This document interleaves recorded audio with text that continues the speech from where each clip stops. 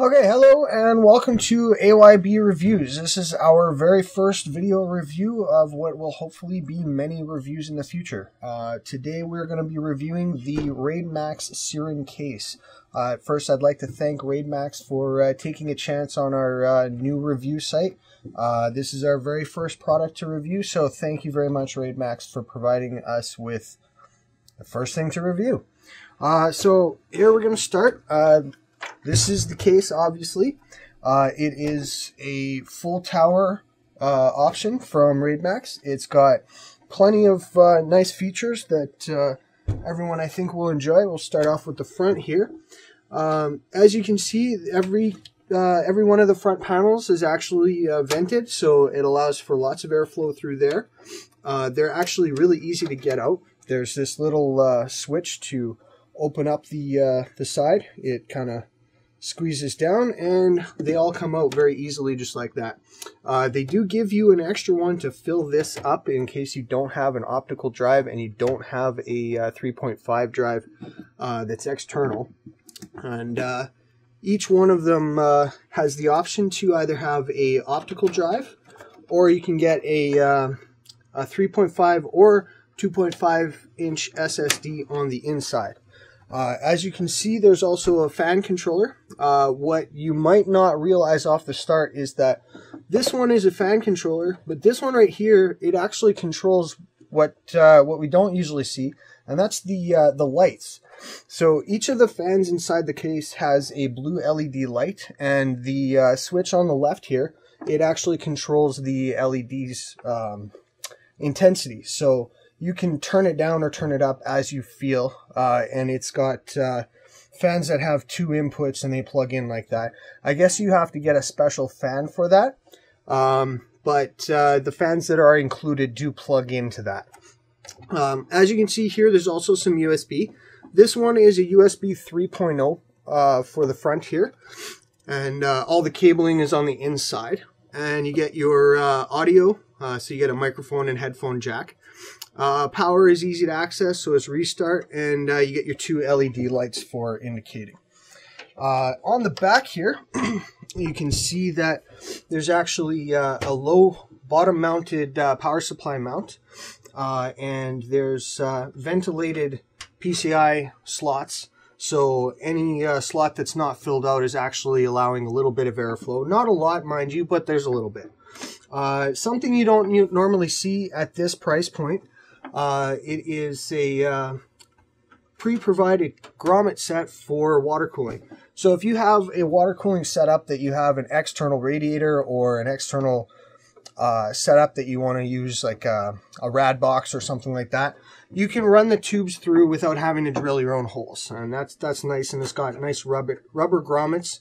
It looks like it should support both size tubing, but I have not tried. They do provide a rear fan. This one does not have the LEDs like the front and the side fan do, but there is obviously a rear exit fan. Another interesting feature that you don't normally see on a case is these little handles here that fold in and out. It makes it really easy to pull the case off, or the case panels off, which I will demonstrate right here. So it also comes with pre-provided thumb screws, so that makes it nice and easy to open up the case at your convenience. So open that up, and very simple. Even from not on the right side, you can just pull it and the handle makes it easy. Oh, I should mention that this is right here a 180 millimeter fan, a little bit larger than you normally do see. You do have the option, it comes pre-provided with the drill holes, so you can switch this for a 120 mil fan if you prefer. As you can see, I'll just get this out of the way here. It comes with what's a nice rear opening on the motherboard tray. Allows you to access it from the inside of the case so that you can mount a large cooler with a rear mounted backplate without having to take the motherboard in and out of the case. That's quite handy, since the case does not come with a removable back tray or a motherboard tray, but it does have Obviously a nice opening for the cables at the bottom, and there's grommeted holes for the cabling at the sides to plug into the motherboard and your optical and hard drives. Another feature that they have here, they call this the toolless mounting system. So you get these little twist things. They're very easy to turn and they come out very easily. And then your hard drive cage is in here and it kind of just comes out. Now, one thing I should note, they do say it's a toolless setup, but when you're dealing with a hard drive, you do need to put the screws in with a screwdriver to mount the hard drive. There isn't a snap setup or anything like that, but once you do have the drive into the bay, it's very easy to put it in and out. And I'll just put that back in there. So a little bit unusual, it doesn't click into place in any way, so you just kind of have to line it up and see where it goes. Get that backwards, and there we go, it's locked in. Now you just do that to the two sides, and we've got our secure bay again, and there it is. And I did mount earlier, before I started this video, a hard drive to show you how they do mount inside. As you can see, it does mount fairly deep into the front, so it allows for most of the space available for any expansion cards. One thing you'll probably note, though, is that in the way that the drive sticks out a little bit, if you have a very long video card, you may need to remount your hard drive on one of the lower bays. And the optical drive you'll probably want to keep to the higher bays, because it will stick out a little bit further than what a very long video card will accommodate. Also of note is the drive bays in the front here at the bottom. They are actually how the fan stays in. I'm not going to pull it out right now because it takes a little bit of effort to get it out there, but the fan, the 120mm fan, is mounted to the front of the bay, like I had just pulled out. There's two screw holes on each one, and they line up, and so they're separated like this by the 120mm. So you can't actually mount one in between, but you can put optical drives in between if you do feel like it. They don't provide you with the hard drive mounts for those two spaces. They give you a gap. This one and this one is a gap. But other than that, they provide you with a bay for each one of these, so you can get up to 7 out of the box. You can put in 7 hard drives, or remove some and put in however many optical drives. The case itself actually accommodates up to 9 drives in the front at one time. It will probably get a little bit cramped in there if you manage to get 9 in there, but it is designed to be able to accommodate for that. Another interesting thing to note, you don't see on a lot of cases, is this handle right here. This actually allows you to pick up the case with relative ease. The case itself is designed with a very thin steel metal for the construction, so it's very light. It's very easy to pick up. When I first picked up the box, I actually thought that the case might not be in it.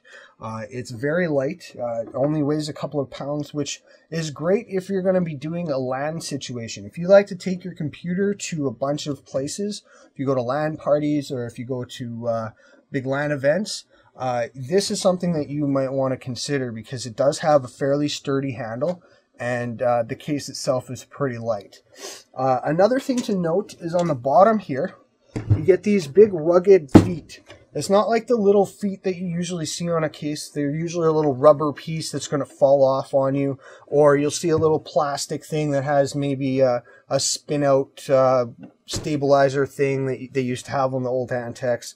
Most of the time it actually just looks like a silver round thing like you see on stereo equipment, but those tend to break if you're moving your case around a lot. I've had that happen to me many times on several cases. So these actually are very nice and rugged. They're sturdy. It's not going anywhere. As you can see, they're fairly big, so they can actually allow for the case to sit on carpet, and it doesn't sag in enough to block this vent, which brings me to the next thing. This is very easy to remove this dust vent. The dust filter is accessible without really moving the case. It sits in there. It's nice and easy to grab. It's got a little handle on it. It slides in and out very nice. It's not stiff and difficult to slide in and out. So that's a nice little feature, and it sits right in there, easy to access at all times. So that, in a nutshell, is basically the Seiran case. I am going to do a little bit more testing with it. I'm going to put a power supply in it and see how a large power supply fits inside it. And we'll come back to the video once I've got that all set up. Okay, so I'm back with the case, and the power supply is now installed. We are using our 1000 watt OCC Fatality power supply. This particular PSU is very large. It's a high-end power supply, so it is actually taking up a fair bit of space. That being said, however, if you are not using a multitude of video cards and hard drives and stuff, it's actually not bad. It's feasible. You can see the cables are run through here. With the cable management, it's actually doing a fairly decent job. If you have this kind of power supply where you're going to have lots of excess cable, like these are very long cables, it is a little bit tricky to get them tucked away. You're going to have a little bit of cable management trouble in a case this small for a power supply that big. That being said, in a case this small, you're probably not going to put two GTX 580s or 680s in there. You're not going to put two 7970s in there. It's going to be a medium-sized video card most likely. Even if you get one high-end video card in there, you're probably going to be okay. Once you get multiple in there, you're going to have a hard time routing the cables, and it's going to be a little cramped. But for a basic setup, this is a very nice case for that particular kind of setup. One thing I should note here that I did not mention earlier is, actually I'll set it up this way so you get a better idea. You see this protrusion right here. While it is a pretty fancy side panel, and it does aesthetically look very nice actually, it is not there specifically for the aesthetics. It is actually there for cable routing. Well, I'm going to take the case panel off here, and you see you get all your cables kind of bunched up in here. Now, one thing I should note is it's kind of hard to see it in here from this angle, but you are going to see that there's little notches here that are designed for cable ties. So it allows you to tie down the cables and keep them tucked in nicely. But that being said, right now all I have is a motherboard, full ATX plug, the small 4-pin plug, and two PCI Express. That is not a lot of cables, and it's taking up a fair bit of space. So what they've done is they've added this protrusion here, and it allows to have a cavity behind the case panel that the cables will fit in nicely. I'm just going to demonstrate here that it does actually do a very good job at it. So you just put your case panel on here, and most of the time when you're tucking away cables, you have to reef on it, and you really have to push on it because the cables are pushing the panel back. Not in this case. It's actually, it sits there. You can feel it is pushing back a little bit, but it's just enough space in there to allow for your cables to not really give you any trouble. And the case panel is easy to take off and put back on, and that's a nice feature. I haven't seen that before in a case, and I like that. That's it's innovative, it's creative, and it looks good. So that pretty much wraps it up. This particular case, I would recommend to somebody building a medium to low-end to medium build. If you're building a high-end computer with multiple thousands of dollars worth of equipment, you probably want a slightly bigger case in order to allow for the cable routing, a little bit more airflow. But if you're building a nice LAN system, this is actually a pretty good case. And at first I thought that it was a little bit overpriced, but when I looked into it a little bit more, the price is actually pretty indicative of where the industry is at. You can get this case for about $80 American, and if you're looking in Canada, it seems to be going for about $100. So without a power supply, it's not too bad. I would have maybe preferred to have seen it a little bit lower price, but for $80 to $100, I think with the features that it does have and the ability to be a nice light LAN case, I think it's priced accordingly, and I think it would be a pretty good case for somebody. So that concludes my review of the Raidmax Seiran case, and I hope you enjoyed it, and hopefully we'll see you again. Thank you.